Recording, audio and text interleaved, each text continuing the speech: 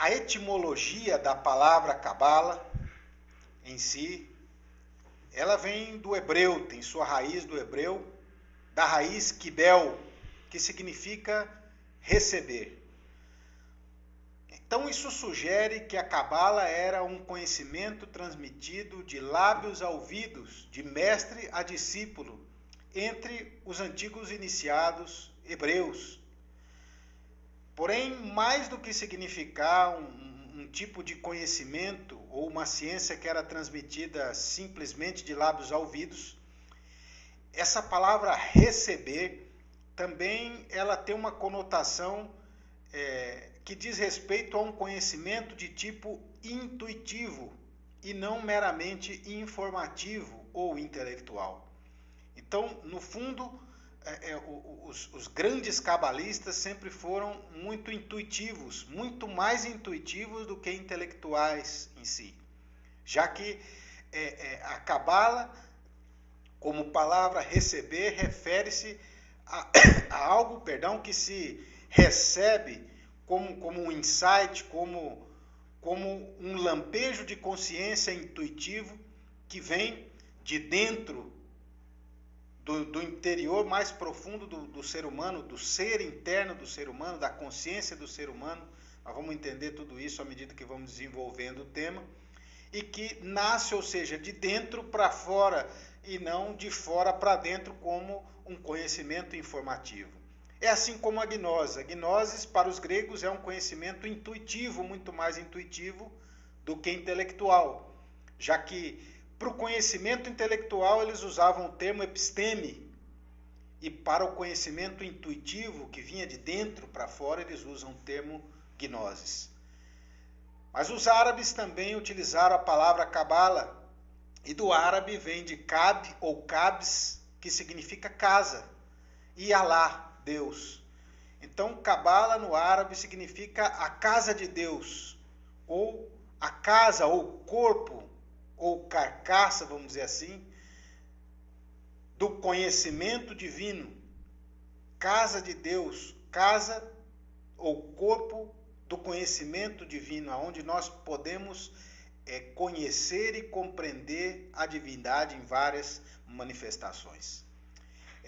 Um grande filósofo contemporâneo chamado Samael Aun Weor, que é inclusive o fundador do Instituto, não do Instituto Gnose Brasil em si, mas dos ensinamentos gnósticos na atualidade, de várias instituições que ele deu origem a partir de seus estudos, um renascimento que houve da gnose a partir da década de 40, de 50, ele, utilizando uma operação cabalística, em cima da própria palavra cabala, ele também tirou um significado oculto, esotérico do termo cabala, que significa cabala lido ao contrário, ou seja, nós vamos falar um pouquinho sobre isso, aplicando uma técnica cabalística chamada notaricon, que busca significados ocultos nas palavras, às vezes invertendo suas sílabas, lendo de trás para frente, de frente para trás,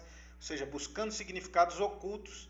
Ele encontra cabala no espanhol labaca ou avaca. Então, associando o conhecimento da cabala à vaca, que sempre foi sagrada em todos os grandes mistérios, em todas as civilizações serpentinas, porque representa esse aspecto maternal, feminino da divindade. Ou seja, a grande mãe, a mãe natureza, a mãe espaço, aonde nasce o grande ventre, de onde nascem os sóis, nascem as estrelas, ou os deuses, de onde sai todo o universo. Então, a cabala é a ciência da grande mãe, a ciência que abarca o conhecimento de todo o universo, desde o seu nascimento, desde a sua criação, do seu desenvolvimento até o seu fim, ou seja, a entrada nisso que os hindus chamavam pralaya ou noite cósmica, onde tudo volta ao repouso, tudo volta ao seio dessa própria divindade que o criou. Então, seguindo, A Cabala, o que é em si, né? Nós já falamos da etimologia da palavra, mas em si o que é Cabala? Sempre que nós pensamos em Cabala, nós lembramos dos antigos judeus, dos hebreus, dos rabinos, né? E claro, sempre foi associado ao esoterismo dos antigos judeus, a Cabala. Toda grande cultura, toda grande escola mística, religiosa, teve sempre dois círculos, um círculo público ou exotérico, um ensinamento que é dado para as massas, digamos assim, e um círculo esotérico ou interior de iniciados que buscavam experimentar e vivenciar em si o que aquela ciência, o que aquela religião, o que aquela cultura propõe como forma de alcançar a divindade dentro de si mesmo. Assim como, por exemplo, dentro do islamismo existe o sufismo, que é o esoterismo do Islã.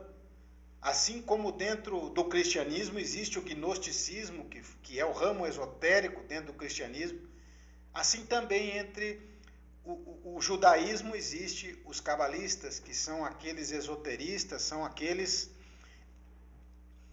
iniciados que estudam a ciência e buscam praticá-la, vivenciá-la para alcançar a experiência da divindade dentro de si mesmo. Portanto, então, a Cabala é uma filosofia completa, esotérica, como a gente comentava anteriormente. Não é simplesmente a numerologia, mas é um conhecimento, uma filosofia esotérica profunda, vasta, muito ampla, que busca, em última síntese, o conhecimento de Deus em todas as suas formas de expressão. O cabalista busca, em última síntese, a iniciação nos mistérios, a iniciação em cada uma das esferas da árvore da vida ou da árvore sefirótica, nós vamos tratar dela daqui a pouco, para que ele possa, na verdade, não só compreender, mas vivenciar, encarnar dentro de si próprio o que vem a ser a experiência da divindade dentro dele, aqui e agora. Então, a Cabala é uma ciência maravilhosa porque nos ensina a entender Deus, tanto fora como dentro de nós, porque em si está em tudo. E as origens da Cabala, né, por mais que sempre nós associemos a Cabala ao estudo esotérico dos antigos hebreus, mas a raiz desses estudos se perde na noite dos séculos, assim como fala Samael Aun Weor. Não se consegue encontrar a raiz, ou seja, vários povos estudaram esses assuntos, digamos assim, semelhantes de que trata a Cabala. Claro, esse termo em si é hebreu, mas o estudo em si dos números, da compreensão da divindade, dessa forma como se manifesta a divindade, isso se perde na noite dos séculos e é associada a quem foi nas Sagradas Escrituras conhecido como o profeta Enoque. É associada a ele a origem dessa forma como se conhece a Cabala hoje em dia. O profeta Enoque é também conhecido como o anjo Metraton, o anjo das mil faces, ou seja, uma divindade que esteve entre os homens para ensinar-lhes os mistérios de como chegar à própria divindade. Para aqueles que queiram estudar, conhecer um pouco mais, nós vamos dar uma bibliografia básica no final da nossa live aqui, para que vocês podem, inclusive, fazer o download gratuitamente no nosso site, gnosbrasil.com/biblioteca. Ali nós temos livros chamados Tarô e Cabala, de Samael Aun Weor, nós temos Curso Esotérico de Cabala, vários livros. Mas dentre a literatura clássica, cabalística, para quem quer conhecer mais as raízes em si, judaicas da Cabala, pode estudar, por exemplo, o Tanakh, que é o Antigo Testamento, né? Que é um livro muito conhecido para nós no Ocidente. Inclusive a Cabala é a base filosófica de praticamente todas as religiões e de todas as escolas esotéricas também aqui do hemisfério ocidental. Então, o livro do Antigo Testamento contém muitos mistérios, porém deve ser interpretado com a chave cabalística, deve ser interpretado através das chaves que o esoterismo nos oferece, para que não caia simplesmente numa interpretação morta, de uma letra morta, ou uma interpretação literal de uma história, simplesmente. O Zohar também é um livro maravilhoso. Na verdade, não é um livro, é uma biblioteca completa, são vários volumes que formam o Zohar, mas vocês podem encontrar também em qualquer livraria e até mesmo na internet alguns trechos, alguns dos livros do Zohar, inclusive comentados, que nos ajudam a entender. O Zohar tem uma linguagem muito mais esotérica, mais oculta, mais próximo àquilo que dentro do gnosticismo se conhece como a Pistisofia. Quem já conheceu o livro da Pistisofia vai entender mais ou menos a linguagem do Zohar, que é profundamente esotérica. Temos o Midrash e o Talmud, que são mais livros de narrativa oral, comentários sobre o Antigo Testamento, mas o principal livro que eu recomendo para quem quiser estudar algo sobre a Cabala é o Sefer Yetzirah, o livro que é um livro de leitura também profunda, esotérica, profunda, mas ele é um livro pequeno, digamos assim, e é onde nós encontramos essa visão da criação do universo, a visão, a cosmogonia dos hebreus. Ali fala sobre a árvore da vida, a árvore sefirótica, fala sobre a criação das letras do alfabeto hebraico, que são consideradas sagradas, porque esse povo entendia, dava um valor importantíssimo para a palavra, para a letra, para o verbo, porque entende que tudo que existe e que foi criado é vibração, tudo vibra, e a vibração sustenta essa criação. Por isso dizia no início do Gênesis, no princípio era o verbo estava com Deus, o verbo era Deus. Ou seja, a importância que se dá à palavra como vibração nesses estudos da Cabala é profunda. E nessa linguagem sagrada que é o hebraico é uma linguagem sagrada, maravilhosa, que cada palavra ou cada letra nos dá um significado, vários significados profundos, de maneira que nós podemos compreender do ponto de vista esotérico a palavra apenas em lê-la, apenas pelo seu próprio significado. Então vale a pena também, quem quiser estudar algo, ainda que seja básico sobre o hebraico, é muito bonito, muito interessante, é uma língua realmente sagrada para os ocidentais, assim como o sânscrito é para os orientais. O estudo da Cabala ele se divide em várias partes, nós vamos citar algumas. Claro, nós não vamos entrar em todas essas partes aqui, precisaríamos de alguns dias para a gente discutir sobre todos esses aspectos. Inclusive, nós convidamos que vocês procurem os nossos centros de estudos gnósticos, onde são realizados presencialmente cursos de Cabala, para que a gente possa tratar mais aprofundadamente de vários desses assuntos. Mas então se estuda a Cabala não escrita, que é parte daquele conhecimento oral, a tradição que foi passada de lábios a ouvidos. E também, como a gente dizia, aquele ensinamento que não é escrito, não pode ser escrito, porque é uma revelação intuitiva que ocorre dentro do próprio ser humano para ele mesmo. Então isso não pode ser transmitido, não pode ser escrito, só aquele que vivencia é quem pode compreender e vivenciar aquele mistério. A Cabala, vou pular aqui para baixo, a Cabala dogmática é a parte doutrinal dessa ciência cabalística que está dispersa em várias obras, dentre elas aquelas que nós citamos no slide anterior. Depois a Cabala literal, que trata das operações cabalísticas que nós podemos realizar tanto nos textos hebraicos ou as operações numerológicas, por exemplo. E aí entra a gematria. Gematria é a atribuição de um valor numérico a cada palavra ou a cada letra.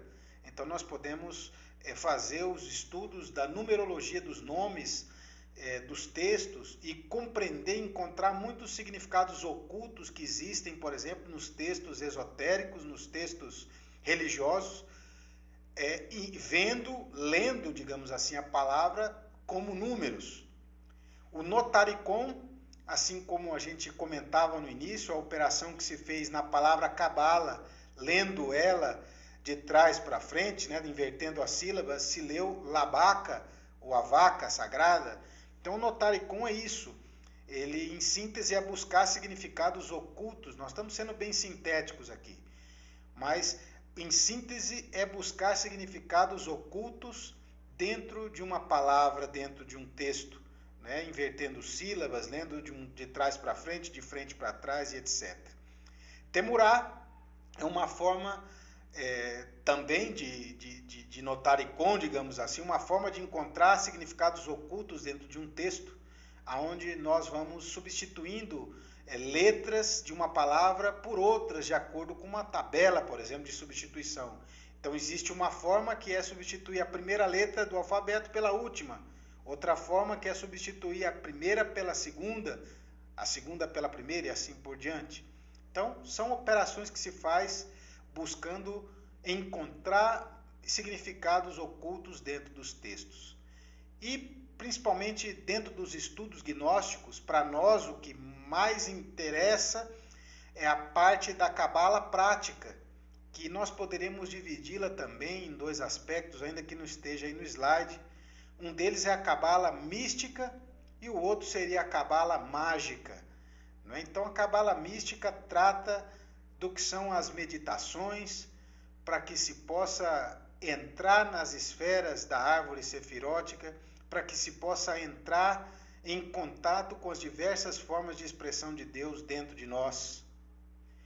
E a cabala mágica trata das cerimônias, da ritualística, da magística, digamos assim, para que se possa também alcançar a experiência de Deus, experimentar estados exaltados de consciência dentro de nós, porém já através de rituais, das cerimônias. Por exemplo, a missa. A missa é uma cerimônia que permite exaltar o estado de consciência das pessoas para que ele possa se aproximar ou sentir as divindades.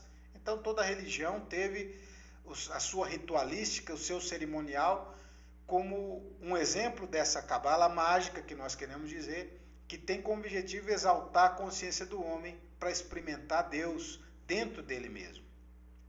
Seguindo, nós vamos entrar então no estudo da árvore sefirótica, que é o símbolo, o hieróglifo mais importante, mais conhecido dentro da cabala, a árvore sefirótica. Nela está representado tanto o nosso universo interior como o universo exterior. Vocês podem ver na imagem que ali está um céu noturno representando o universo exterior e por dentro a silhueta de um ser humano, mostrando que cada esfera daquela, chamada na cabala sefirotes, está tanto fora como dentro de nós. Eles são a própria expressão da divindade, em suas várias formas de manifestação, desde a forma mais abstrata, mais sutil, que nós chamamos o absoluto, ou o nada, até sua forma mais concreta, material, que nós chamamos o mundo físico. Os hebreus chamavam Malkut. Ou seja, assim a divindade, através de dimensões cada vez mais densas, vai se tornando mais concreta, mais palpável, até manifestar-se no mundo das formas. Então é isso que representa esse símbolo, a árvore sefirótica. Fora de nós são as dimensões da natureza. E dentro de nós são nossos corpos físicos e internos, que são os veículos que nós temos para entrar e sair, experimentar todas essas dimensões que a natureza possui. Então nós vamos fazer um estudo breve, né, porque o nosso tempo realmente não pode se estender muito, senão vai ficando cansativo. Mas vamos fazer um estudo breve sobre essa árvore da vida, que é a base de todo o estudo da Cabala. Compreendendo essa árvore, nós vamos compreender a numerologia, nós vamos compreender também os estudos do tarô, né, que de uma forma, podemos dizer assim, sintética, o tarô é simplesmente uma representação gráfica do conteúdo dos números. Então, compreendendo a árvore, nós compreendemos a numerologia, compreendemos a astrologia, compreendemos o tarô, e ela faz uma conexão, isso é um mapa maravilhoso, que faz a conexão com todas as filosofias, com todas as religiões, com todas as escolas. Nós podemos fazer um paralelo ou compreendê-las através desse mapa maravilhoso que é a árvore sefirótica. Então vamos falar um pouquinho sobre ela nesses próximos minutos. Então primeiro gostaria de apresentar aí para todos os 10 sefirotes, que são as esferas que nós vemos aí na árvore da vida. Vou voltar no slide anterior. Então cada sefirote é uma esfera dessas que nós visualizamos aí na árvore. Então, como a gente comentava, representa a expressão da divindade no seu aspecto mais abstrato até o seu aspecto mais concreto. Então, o seu aspecto mais abstrato é o que nós, dentro do gnosticismo, chamamos o absoluto. Os hebreus chamavam A-Elohim. A-Elohim. Elohim e A-Elohim. Elohim significa Deus manifestado. E Deus se manifesta através de 3 forças primárias da natureza: luz, calor e som, que nós chamamos Pai, Filho e Espírito Santo, que os hindus chamaram Brahma, Vishnu e Shiva. E assim cada povo, cada cultura deu um nome distinto a essas 3 forças que iniciam qualquer criação. Mas antes delas, ou digamos assim, existe uma fase nessa própria criação de não criação, onde essas 3 forças dormem ou estão recolhidas dentro do seio desse A-Elohim, ou desse não ser, desse nada, o que os orientais chamavam de o absoluto, o não ser. Também os antigos gnósticos chamam o eterno Pai cósmico comum, da onde sai toda a criação e um dia tudo retorna a ela. Então, esse aspecto não está representado na árvore sefirótica através de nenhum número, e sim o número 0. O 0 representa esse não ser, esse A-Elohim. E depois vem o número 1, que representa já o primeiro aspecto manifestado, ainda que não seja manifestado de forma concreta, como nós compreendemos, né?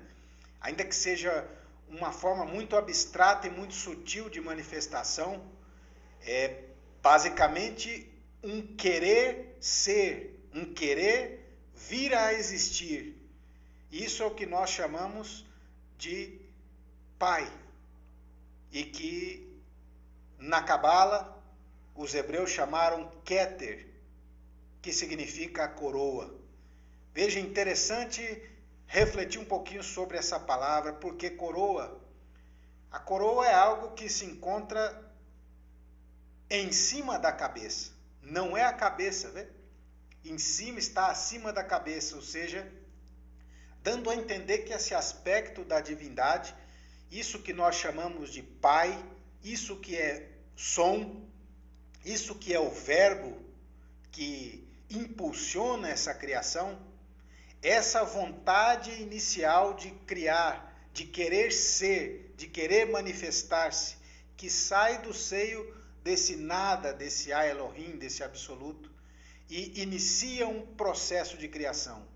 É coroa porque cria, porém não se mistura com a própria criação, permanece em um estado, em uma dimensão tão elevada, digamos assim, que que não se mistura com a própria criação, permanece separado da criação, ainda que crie e esteja por trás de toda a criação. Então é algo interessante, compreendendo as palavras, né? Para ir entendendo a natureza da divindade em cada uma dessas esferas. Depois nós temos Shokmah. Shokmah é o que nós conhecemos como filho na trindade cristã. O filho como Cristo cósmico, como energia, como vida livre, como essa energia em movimento. Vale dizer que todas essas esferas são diferentes aspectos de manifestação da mesma divindade, ou seja, Deus é um só, não sei se me faço entender, porém que se manifesta em diferentes formas, em diferentes estágios ao longo da criação. E todos esses estágios continuam existindo paralelamente, mesmo depois do mundo físico criado. Falando em termos de numerologia, por exemplo, nós vamos chegar lá no número 10, que é o mundo físico, a matéria. Mas dentro do 10 está o número 9. Dentro do 10 está também o número 8, está também o 7, está também o 6, está também o 1. Ou seja, o que nos faz entender que Deus, como vibração, como Pai, como vontade inicial de querer ser, de criar, está dentro de toda essa criação. Ou seja, ele segue existindo, ainda que imperceptível, porém segue existindo ali como base, como fundamento de toda a criação. Então, essa força que nós chamamos Keter, Pai, que é vontade, é energia concentrada em um ponto, para querer criar, para querer ser. Quando essa energia entra em movimento, nós chamamos isso de Shokmah. Vida em movimento, energia em movimento, vida livre. E isso é o que os antigos gnósticos chamam de Cristo cósmico, que é a própria vida, cuja representação, cujo símbolo universal é o Sol. E vários símbolos foram criados para representar a energia em movimento. Por exemplo, Keter, que é vontade concentrada em um ponto, é representado pelo ponto no círculo. E a energia em movimento, Shokmah, é representado pela linha, pela reta, pela vara do mago, pelo obelisco, pelo cetro, pelo báculo, ou seja, todos eles são símbolos dessa energia criadora em movimento. Posteriormente, a terceira esfera é Binah, é o que nós chamamos, dentro do cristianismo, o Espírito Santo, que Shokmah tem como atributo a sabedoria, e Binah tem como atributo a inteligência da vida, da criação, a inteligência da natureza. Binah é a partir de Binah, ou a partir do número 3, em que a criação torna-se manifesta, que é possível que haja a criação, porque essa força que irradiava, digamos assim, sem fim, pelo espaço, pelo tempo, em algum momento encontra e se cruza com ela mesma, gerando resistência, gerando calor. E ao gerar calor, gera eletricidade e gera fogo, gera vida. Então, polarizam-se essa matéria caótica do universo primordial e nasce, então, os elementos começam a atrair-se um pelo outro. E assim nasce as primeiras moléculas, as primeiras células, e se agrupam e se aglutinam a formar os cometas, as unidades planetárias, os sistemas, os sóis e etc, etc, etc. Tudo a partir do 3, que é essa força criadora da própria divindade, que fez cruzamento com ela mesma.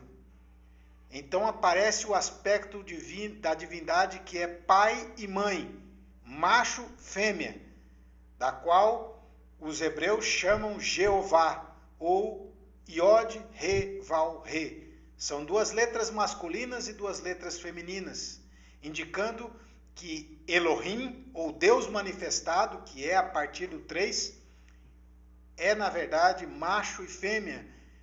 Elohim é uma palavra masculina, feminina e plural. Se nós fôssemos traduzir Elohim, significaria ao pé da letra deuses e deusas, ou seja, um exército de forças, de vibrações que iniciaram a criação na aurora do nosso universo. Macho e fêmea. Os caldeus chamavam Ur e Anas, Uranas, a divindade. Sempre os hindus também representaram as três forças, cada um com sua consorte, com sua esposa.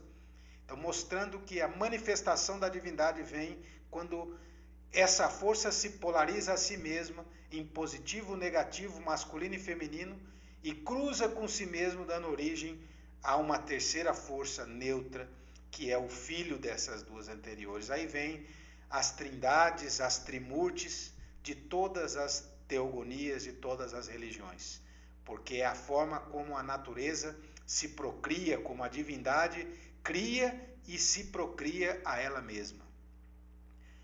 Então, essas três forças, nós vamos estudar depois, um pouquinho mais detalhadamente, elas três juntas, são o que a gente chama de Deus. E depois vem 7 esferas inferiores, que nós chamamos, as 7 inferiores, nós chamamos de homem. Isso olhando do aspecto microcósmico, ou seja, dentro de nós. Shezed é o nosso espírito, é o nosso íntimo e tem como atributo o amor, a misericórdia. Quando essa divindade, que é Pai, Filho e Espírito Santo, que é som, que é luz, que é calor, quando Deus, que são forças que não são indivíduos, é uma força cósmica que está em tudo, que se manifesta em tudo, dentro de cada átomo. Dentro de cada átomo estão as três forças, como próton, elétron e nêutron, vê? Então, quando essas três forças se individualizam, nós chamamos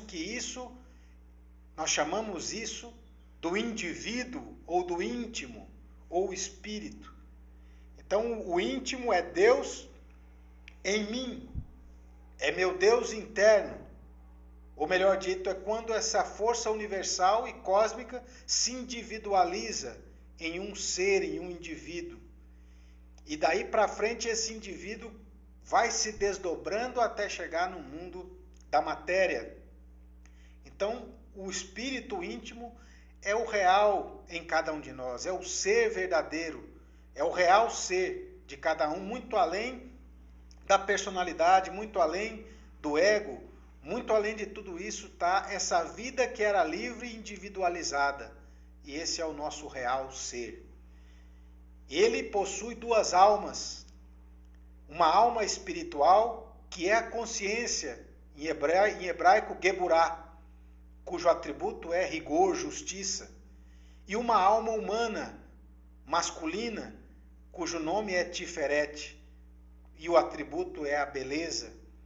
Tiferet, como alma humana, é aquela que vai enviar uma parte dela para encarnar nessas quatro esferas aqui inferiores, que são a matéria. Netzah, que é o mundo da mente. Hod, que é o mundo astral, ou o mundo das emoções. Yesod, que é o mundo vital, ou o mundo etérico. E Malkut, que é o mundo físico. Então, a alma envia uma essência, uma parte de si, para encarnar nesses 4 corpos inferiores, que é a matéria, ou nesses 4 elementos da natureza, que representam o mundo material. O elemento terra refere-se a Malkut, o físico, concreto. Elemento água refere-se a Yesod, o mundo etérico, o mundo energético, o mundo vital, o fundamento da existência na vida física, a energia criadora, a energia de atração entre os opostos. Não é à toa que toda a vida emerge das águas, porque justamente as águas, no seu aspecto mais profundo, tetradimensional, vamos dizer assim, ela representa a força vital, a energia criadora.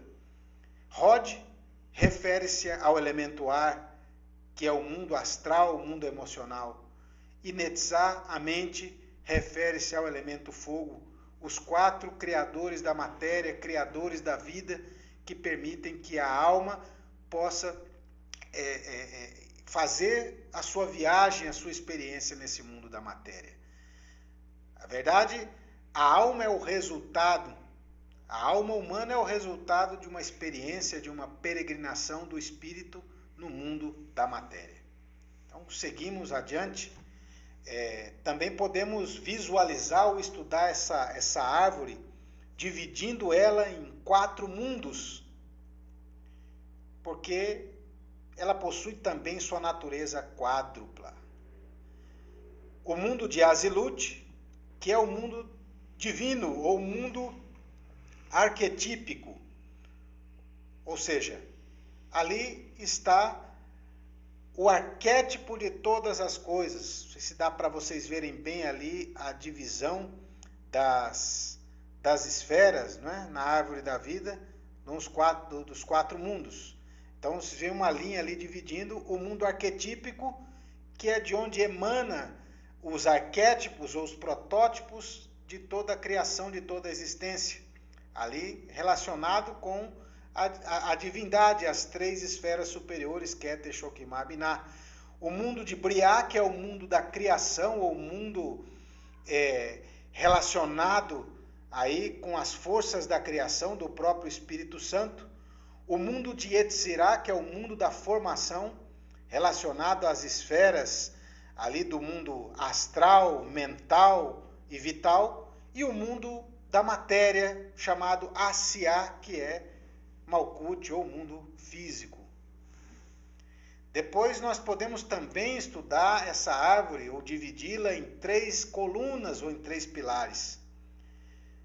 Um pilar positivo, um pilar negativo e um pilar neutro. O pilar da misericórdia, o pilar da severidade e o pilar do equilíbrio. O pilar da forma e o pilar da força ou da energia. E no meio, o pilar dos níveis de consciência.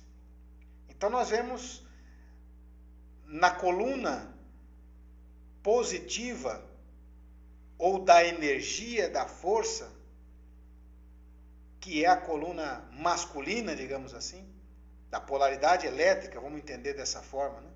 Positiva, masculina, por polaridade elétrica. Nós temos ali as esferas em cima Shokimah, embaixo Shezed e depois Netzah, ou seja, o Cristo cósmico, o espírito e a mente.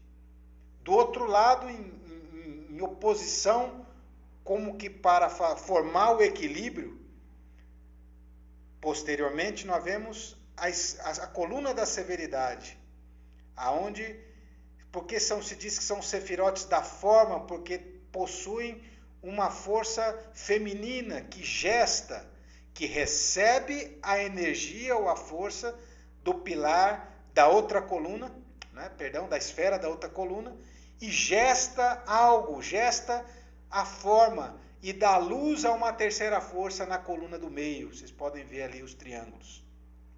Então, no pilar da forma nós temos, ou da severidade, o pilar feminino, nós vemos aí Binah, que é representação desse Espírito Santo, ou dessa grande mãe. Nós temos embaixo Geburah, que é a consciência ou alma espiritual feminina, alma divina. E embaixo Rod, que é o corpo astral, o corpo emocional. Então nós vemos ali, observe vocês a figura, que a energia vai circulando através das esferas e vai descendo, é o que chama na Cabala o caminho do relâmpago, ou a espada flamígera, que sai de Keter, passa por Shokimah, chega a Biná, ou seja, Biná como ventre recebe a força de Chokmah e gesta uma forma que é Chesed, ou espírito. Esse espírito, por sua vez, também emite a sua energia para a consciência, que gesta como resultado a alma humana, Tiferet, a beleza, que por sua vez envia sua energia para a mente, que envia para o astral emocional, que dá origem como resultado Jesod. Assim vai se desdobrando a divindade, descendo, né, através dos pilares e do cruzamento das forças positivo e negativo, para que dê origem a uma terceira força neutra no pilar do meio. Outra forma de entender essa árvore também é através de 3 triângulos, que nós chamamos triângulo logóico, triângulo ético e triângulo mágico.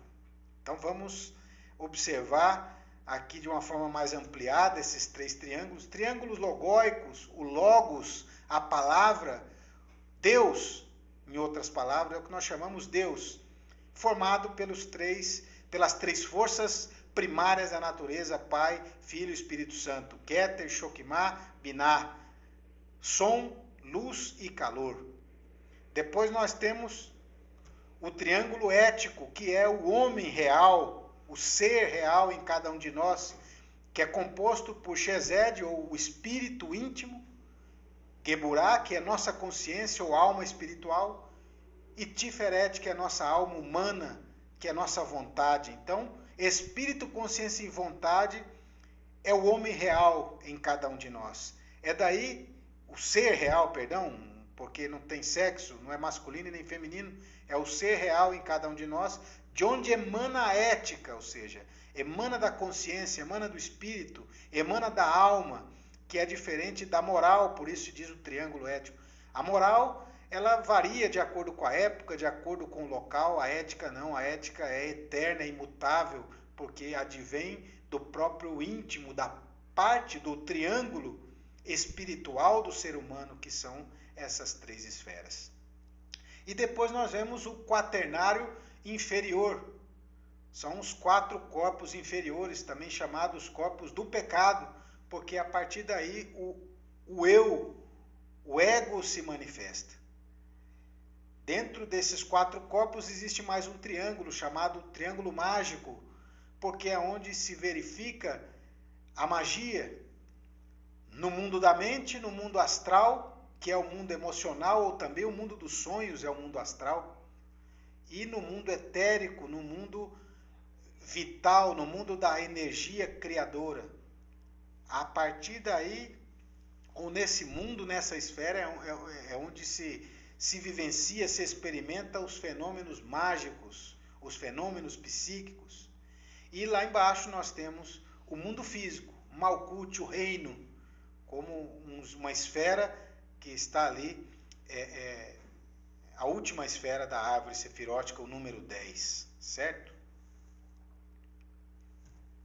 Bom, então, compreendido de forma básica essa questão do que é o estudo da Cabala, do que é o estudo da árvore da vida, claro que é um assunto muito amplo, nós poderíamos refletir sobre cada esfera muitas horas, até dias, para que a gente possa compreender profundamente o que ela representa. Por isso a gente convida sempre que façam nossos cursos, procurem os locais mais próximos. E é importante também através daquilo que a gente chamava a Cabala mística, a Cabala mágica, ou seja, através das meditações, das reflexões, nós vamos penetrando cada vez mais no conhecimento, na compreensão do que são essas formas de manifestação de Deus, tanto fora como dentro de nós. Mas eu não queria deixar essa noite terminar sem a gente tocar em algo muito interessante, nem que seja a título de curiosidade mesmo para todos, que é a numerologia, né? Cabala, porque também é a ciência dos números, porque ela nos ensina a compreender a Deus através dos números, porque entende que todo o universo é formado pela lei do número, do peso, da medida, ou seja, o número está em tudo, a matemática está em tudo. Então faz parte dos estudos cabalísticos também o estudo dos números, a numerologia. E o nosso sistema decimal, que vai de 0 até 9, ou seja, são os números que se trabalha na Cabala, né? Basicamente, falando bem basicamente da numerologia, eles são criados ou aparecem a partir de 2 símbolos, como vocês podem ver aí no slide, que é a cruz sobre o círculo. O círculo representa o espírito universal da vida, representa esse absoluto. E a cruz representa a matéria, os 4 elementos da natureza. O cruzamento das forças, masculino, feminino, positivo, negativo, que dão origem aos elementos da natureza e dão origem a toda a criação. Então, nesse desenho, eu vou precisar que vocês imaginem, né? Nesse desenho nós podemos tirar todos os números. Né? Nós tiramos o número 1, vamos imaginar aqui nesse círculo, que no primeiro semicírculo aqui, da esquerda para a direita, no quadrante superior esquerdo, imaginem vocês uma linha que sai do meio do círculo até, ou seja, de uma ponta da cruz no meio até o meio em cima, e depois desce reto na linha do meio. Ali nós vemos o que é o número 1, ou seja, o número 1 tem uma parte espírito, uma parte matéria. Se nós seguimos essa mesma linha, ó, e lá embaixo puxamos para a direita até o meio do círculo, nós vamos ver o número 2 formado, porque ele tem 2 partes de espírito e uma parte de matéria. Se nós olharmos do lado direito do círculo, nós podemos ali traçar o número 3, subindo do meio até em cima, descendo, fazendo a entrada ali no meio da cruz, descendo novamente e fechando, temos o número 3. O número 4 nós podemos ver desenhado também no círculo, ou seja, é o relógio.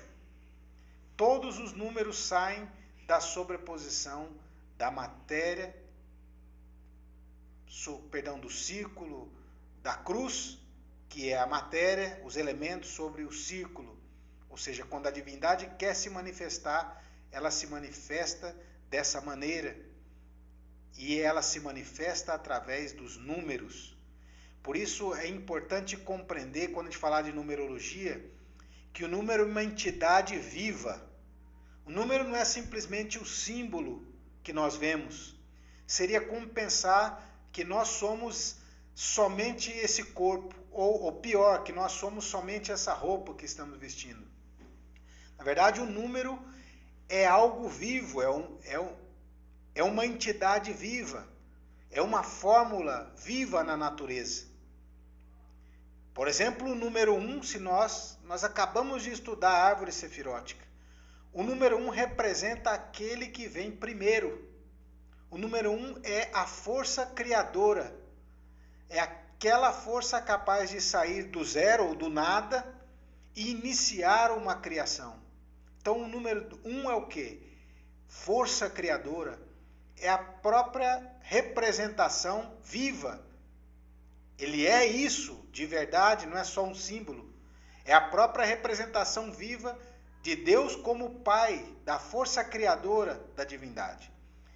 Então, quando nós trazemos, por exemplo, isso para a nossa vida prática diária, nosso dia a dia, o que é o número 1 na minha vida aqui no dia a dia? O número 1 é força de vontade, é iniciativa pessoal, é empreendedorismo, é ânimo, é vontade de criar, é vontade de ser, é vontade de progredir. Então, isso é a força do número 1 aplicado. Claro, ele sai do absoluto na criação do universo, mas ele continua existindo aqui agora dentro de mim, na minha vida, nas situações mais cotidianas da minha vida. E no meu cotidiano, a força do número 1 é vontade criadora, ânimo, empreendedorismo, iniciativa, etc. Assim, todos os números nós podemos refletir o que vem a ser eles como entidade vivas a partir do estudo da árvore sefirótica, compreendendo as fases da manifestação da divindade, da criação, nós podemos compreender o que vem a ser a força de cada um dos números. Então eu queria, para terminar, colocar duas operações numerológicas aqui como exemplo para a gente conhecer, e depois quem quiser colocar aí nas perguntas o seu nome, a sua data de nascimento, a gente pode fazer também com uma ou duas pessoas para que não fique muito cansativo, certo? Então, vou dar aqui como exemplo uma operação numerológica que nós chamamos ou conhecemos como a urgência interior. O que é a urgência interior? É aquilo que eu preciso desenvolver nessa vida, nessa minha existência. É urgente eu desenvolver isso. Como eu calculo a minha urgência interior? Somando a data do meu nascimento, dia com mês com ano. Então aqui tem exemplo, um nome, uma pessoa chamada Vitor Manuel Chaves. Esses exemplos são tirados do livro Tarô e Cabala, de Samael Aunveor. Então lá estão todas essas operações e muitas outras, e vários exemplos. Então nasceu o Vitor no dia 17, então 1 mais 7, na cabala numerológica nós vamos sempre reduzir os números de 0 a 9. Então passou de 9 a gente soma entre eles para reduzir, porque o sistema nosso decimal vai de 0 a 9, certo? Os sefirotes, claro, vão até o 10, mas o 10 é 1 mais 0 é 1, ou seja, é o próprio reflexo de Deus expresso na matéria. O mês, novembro, mês 11, nasceu o Vitor. 1 mais 1 é 2, porque 11 é maior que 9, então nós somamos. E no ano 1921, 1 mais 9 mais 2 mais 1 é 13. Passou de 9 de novo, 3 mais 1, 4. Então, se nós somamos o dia, que deu 8, o mês, que deu 2, e o ano, que deu 4, entre si, vai dar o número 14. De novo, 4 mais 1 é 5. Então, 5 é a resposta, é a urgência interior do nosso amigo Vitor Manuel Chaves. Se a gente for analisar o número 5, o número 5 é o quê? Vamos puxar a árvore sefirótica. O número 5 é a consciência. O número 5 é Geburah, a consciência. Então, qual que é a urgência interior do Vitor? É aprender a usar a sua própria consciência. É despertar a sua própria consciência. Então, o número 5 é rigor, é estudo, é ciência, é análise, é investigação. Claro, é intelecto. Essa urgência faz a pessoa ser raciocinativa. Essa urgência faz a pessoa aprender a não ser tão raciocinativo e aprender a ser mais intuitivo do que racional. Mas, entenda, não racional no sentido consciente da palavra, mas no sentido de intelectualismo, né? Ou seja, o 5 quer indicar que ele tem que aprender a pensar por si próprio, que ele tem que aprender a ter conceitos próprios, ou seja, a não depender tanto das experiências alheias, do que os outros lhe dizem, do que os outros dizem ser certo ou errado, e procurar a verdade por si próprio, experimentar por si próprio. Essa é o que o número 5 traz para ele como urgência interior nessa vida. Ele precisa aprender isso, desenvolver isso, certo? Uma outra operação é a tônica fundamental. O que é a tônica fundamental? A tônica da minha vida, ou seja,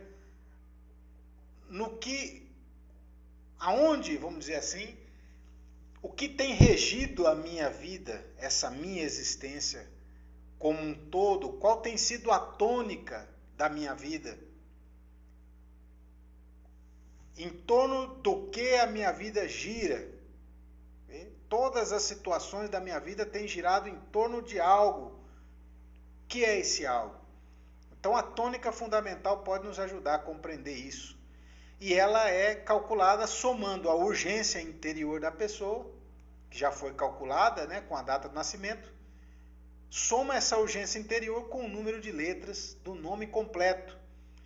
Já fica a dica, é o nome de solteiro, para quem mudou o nome depois do casamento. Então, vamos pegar o mesmo exemplo aí do Vitor Manuel Chaves. A urgência dele era 5, mas nesse exemplo ia dar 5 de novo. Então eu mudei aqui a data de nascimento dele e para que a sua urgência interior desse o número 10 ou o número 1. Né? Então, somando ao número de letras do nome, né, nós vamos ter como tônica fundamental o número 10. O 10, como a gente falava, reduz a 1. E o que é o número 1? Nós já comentamos um pouquinho sobre ele, né? O número 1 como expressão dessa força criadora de Deus, dessa vontade de criar, lhe dá iniciativa, lhe dá originalidade, lhe dá esforço, capacidade, empreendedorismo, capacidade para começar o que ele queira. Então, a tônica da vida dessa pessoa pode ser começar tudo, porém não dar sequência. Por isso há que complementar, há que corrigir essas falhas, analisando-se aí a tônica fundamental da vida. Certo? Então, se há alguém que passou o nome aí, a gente pode usar como exemplo. Tá. Então, nome e data de nascimento. Quem é a pessoa? Angélica da Silva Miranda. Bom, então vamos lá. 10 Já de somaram? 11 de 1979. Então vamos lá. Vamos colocar aqui. Nos perguntou a Angélica da Silva Miranda. Escreve o nome e quantas letras. Angélica da Silva Miranda. Estou pedindo aqui para o nosso ajudante escrever o nome aqui da Angélica para que a gente possa fazer a soma cabalística. Então, Angélica da Silva Miranda, que nasceu no dia 10 de 11 de 79. 10 de 11 de 79. Então, Angélica, 1, 2, 3, 4, 5, 6, 7, 8, 9, 10, 11, 12.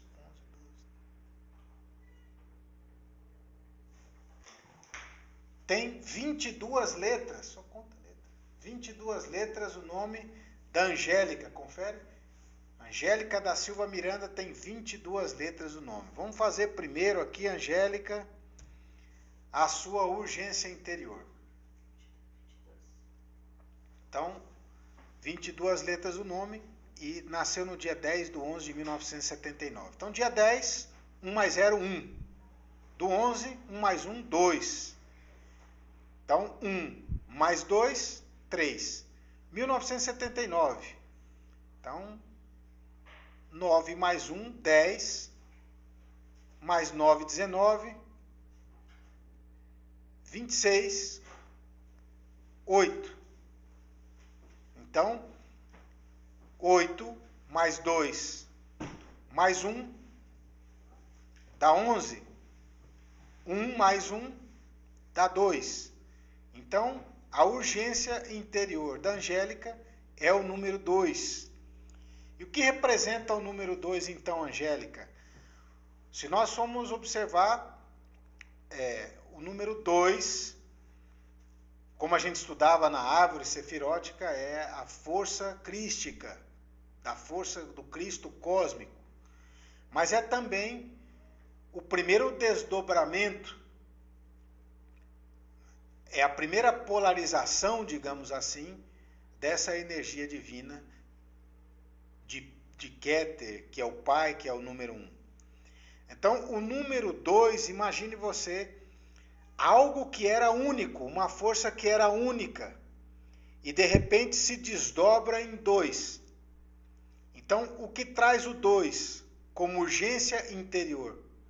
O 2 é relacionamento.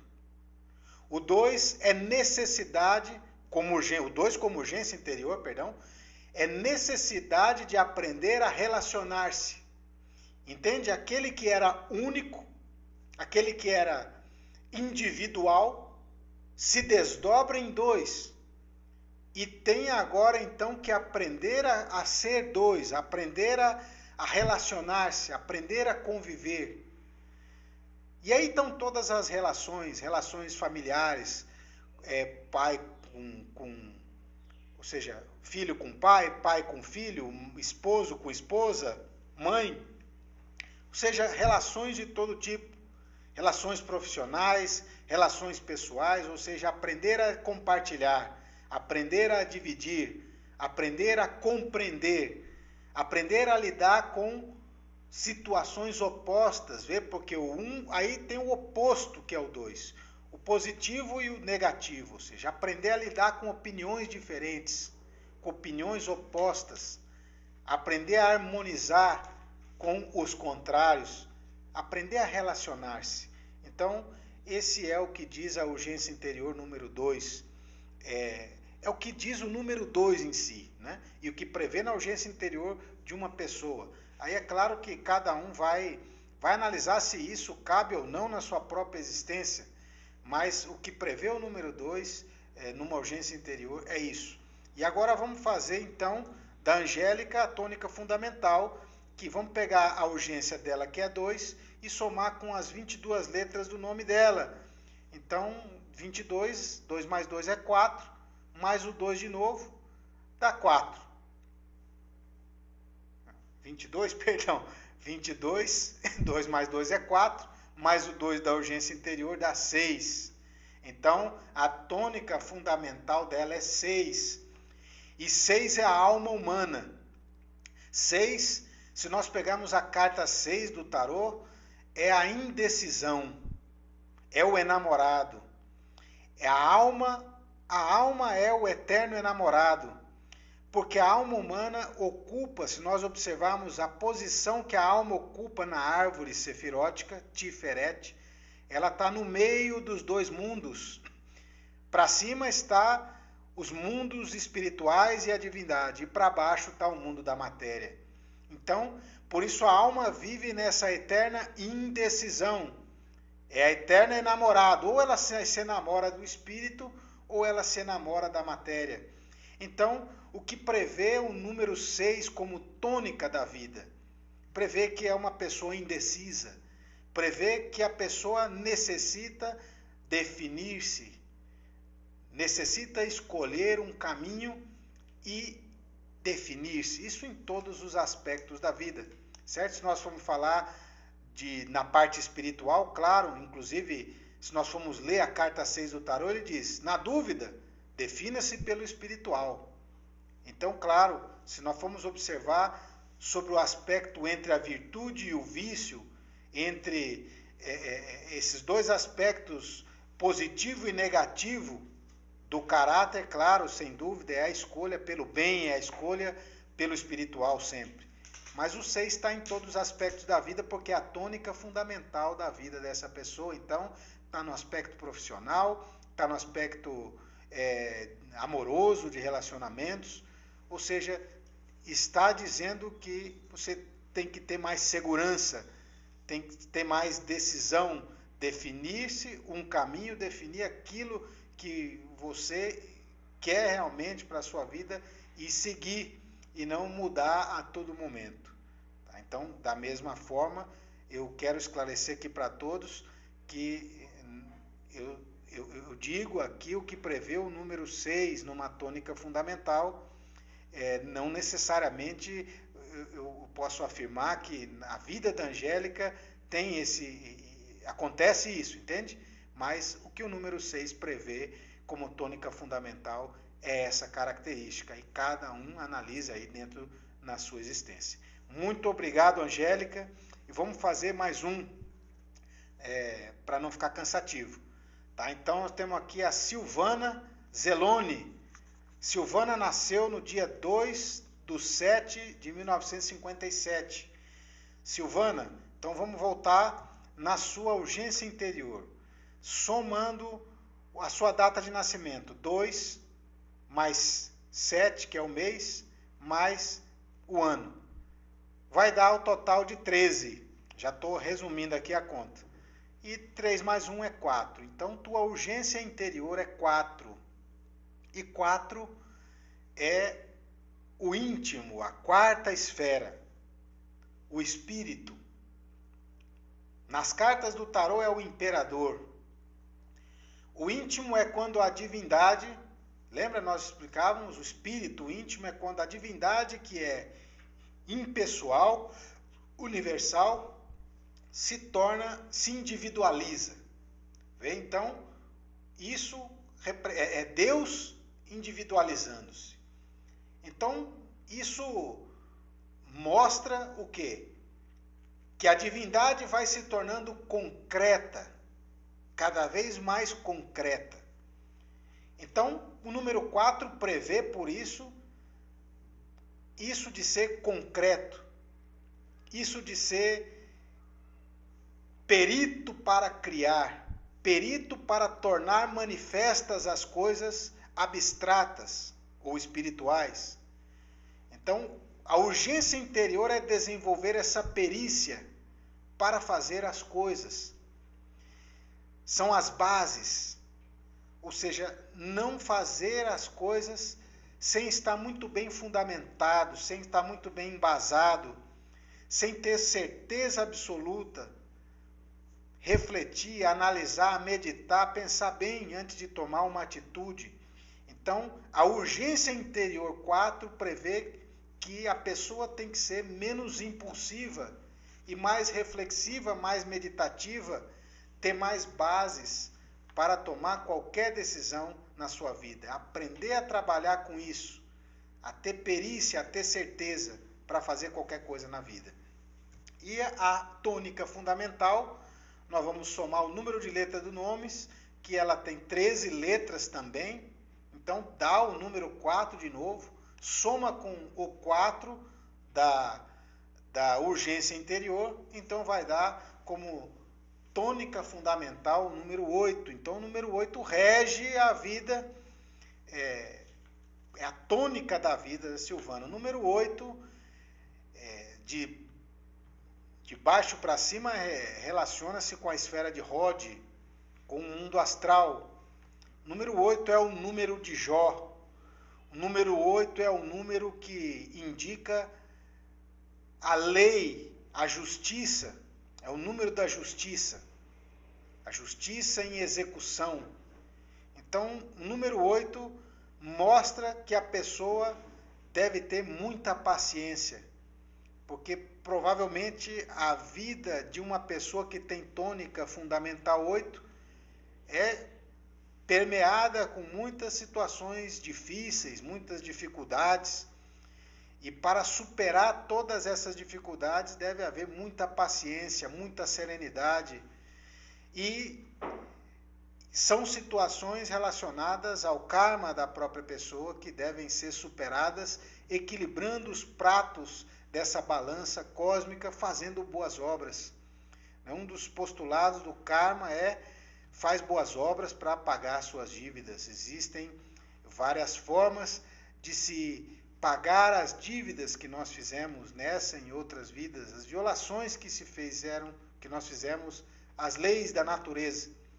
Uma delas é com dor, e outra delas é com amor, com sacrifício, com serviço desinteressado pelo próximo, pela humanidade.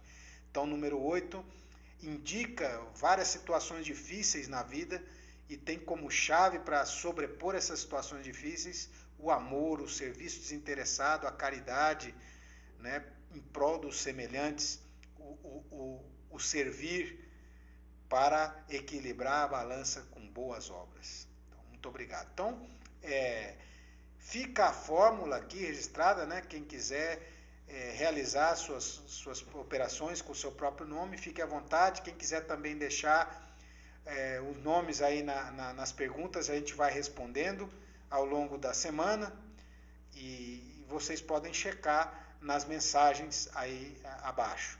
Eu queria ver se tem mais alguma outra pergunta sobre, né, outro assunto, para a gente posteriormente entregar aqui para vocês a bibliografia básica. Já vou deixar aqui no slide. Perdão, ainda tem mais uma forma de se usar a numerologia, que é somando-se as letras do nome e colocando um valor numérico a cada letra. Então, deem um print screen aí, copie essa tabela, que é a tabela de Pitágoras, que atribui o valor numérico a cada uma das letras. Então, aí no caso, nós somamos, colocamos nosso nome, colocamos o valor numérico de cada letra abaixo dela, e depois somamos e utilizamos também como a numerologia do nome de acordo com Pitágoras. Tá? Então, fica aqui a bibliografia recomendada para estudo, Tarô e Cabala, de Samael Aunveor, curso esotérico de Cabala, Samael Aunveor, o livro de Dion Fortune, chamado A Cabala Mística, muito interessante, o Zohar, o Sefer Yetzirah, e esses livros podem ser baixados gratuitamente, ficou um pouco escuro aí, mas é gnosisbrasil.com/biblioteca, certo? Então fica aí a sugestão para estudo. E colocamos aqui também, vou deixar na tabela pitagórica para vocês tirarem o print. Enquanto isso eu vou respondendo algumas perguntas que tiverem. Por favor. Fábio Dourado, como foi formada a árvore da vida? Fábio Dourado pergunta como foi formada a árvore da vida. Na verdade, a árvore é um símbolo, né? Um hieróglifo escrito, desenvolvido pelos antigos cabalistas hebreus. Porém, ele reflete, vamos dizer assim, uma realidade viva, através da observação da própria natureza, através da intuição do que como a divindade foi se desdobrando através das dimensões e cristalizando-se até chegar no mundo material concreto. Então, o desenho em si foi formulado através da imaginação de grandes mestres cabalistas, mas o conteúdo em si, a formação da árvore da vida na prática, é a própria formação do universo, é a própria formação ou manifestação da divindade. Juliana de Carla, por que a Cabala não é aceita pela maioria dos judeus? Pergunta Juliana por que a Cabala não é aceita pela maioria dos judeus.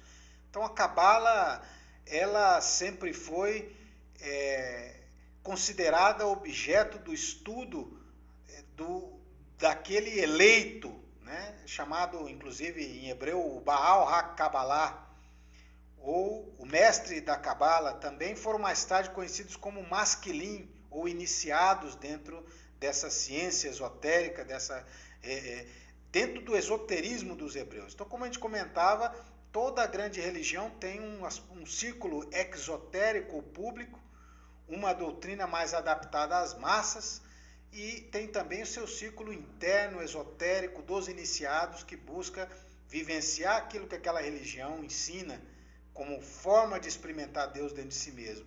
E aí estão os cabalistas. Vale dizer, Juliana, muito interessante sua pergunta, porque nos lembra também que a Cabala, da forma como nós estudamos hoje, ela é um pouco distinta dessa Cabala dos antigos hebreus. Então, ela é uma Cabala que já sofreu várias influências do Egito, por exemplo, influências de Hermes Trismegisto. Então, uma Cabala muito mais hermética, uma Cabala que sofreu várias influências através na Europa medieval, nas escolas esotéricas. Então, a forma como nós estudamos hoje já tem outras influências além do judaísmo puro. Radamés S. Santos, onde eu posso encontrar as meditações que me permitam acessar as esferas sefiróticas? Radamés pergunta onde encontrar as meditações para acessar as esferas da árvore sefirótica. Radamés, recomendo para você o livro Tarô e Cabala, de Samael Aunveor, e a Cabala Mística, de Dion Fortune. Cabala Mística, inclusive o nome do livro, trata-se disso, ela ensina ali as meditações para entrar em contato com todas as esferas. Fábio Dourado, como fazer para andar no caminho do meio? O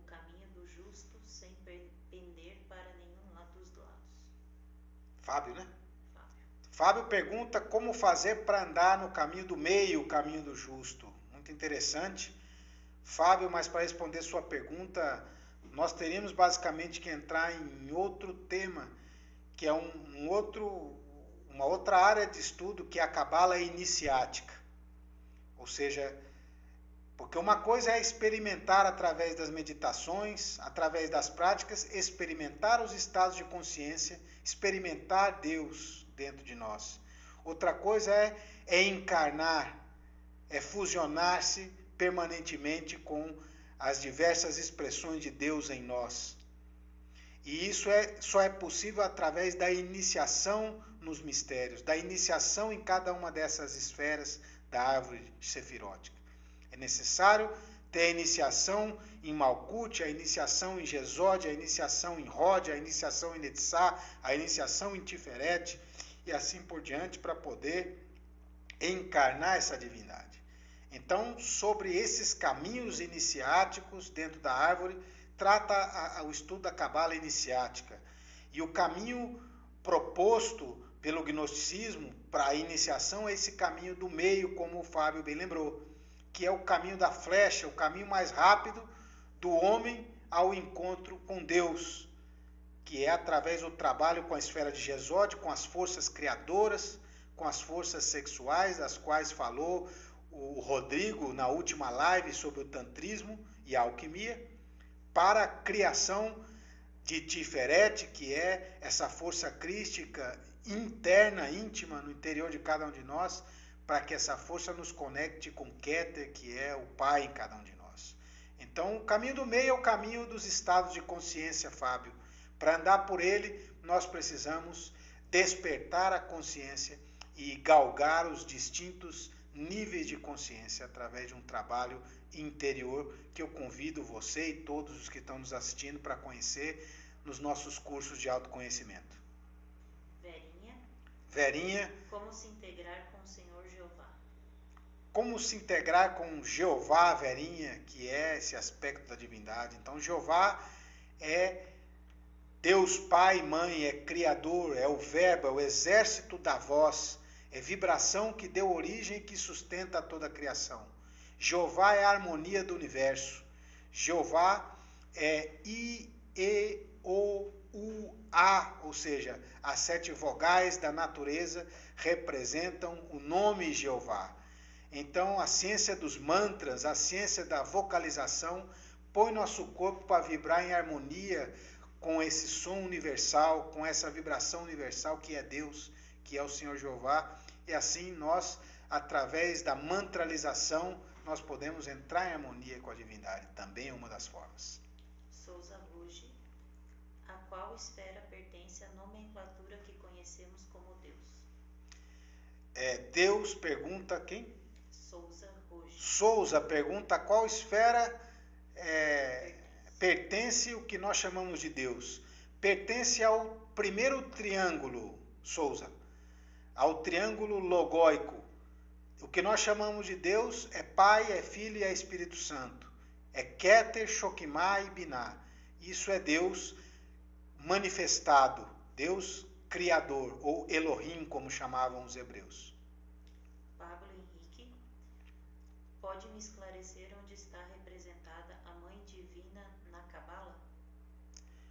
Pablo pergunta onde está a Mãe Divina na Cabala. A Mãe Divina tem vários aspectos, Pablo, porque é Deus no seu aspecto feminino. Então, a partir de Binah, se expressa o aspecto feminino de Deus como mãe, o Espírito Santo. O Espírito Santo é de natureza masculina e feminina, macho e fêmea. Então, tem o seu, que é Jeová, inclusive. O número 3. Então, tem o seu, a partir daí, aparece essa mãe. Porém, se nós formos observar, antes disso, o próprio número 0 é um ventre. É um ventre onde saiu o número 1, onde saíram toda a criação. Então, também é Deus, representação de Deus como mãe, como um ventre do absoluto, de onde saíram todas as coisas. Então, Deus como aspecto feminino está em várias esferas em todas as esferas da árvore sefirótica nós podemos encontrá-lo também. Muito obrigado a todos. Eu sei que tem várias perguntas, mas o nosso tempo se estende, então nós vamos buscar responder a todas. Eu agradeço muito a presença de todos vocês nesse domingo à noite para participar dessa live. Muito obrigado pela participação de todos.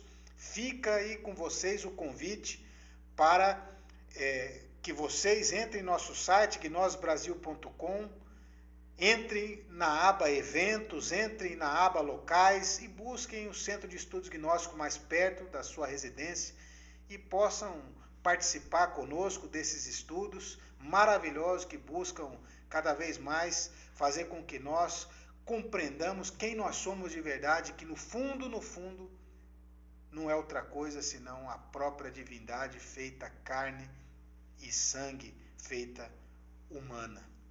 Muito obrigado a todos. Estejam atentos também para a nossa programação, nossa próxima live, o mês que vem, sobre a magia das runas. Então não percam, estejam atentos aos nossos canais, nosso site, o Facebook, @GnosesBrasil, também o nosso canal do YouTube. Procurem Gnoses Brasil no YouTube, ali estão todas as lives passadas, gravadas, armazenadas e outros muitos materiais. Muito obrigado a todos e boa noite. Até a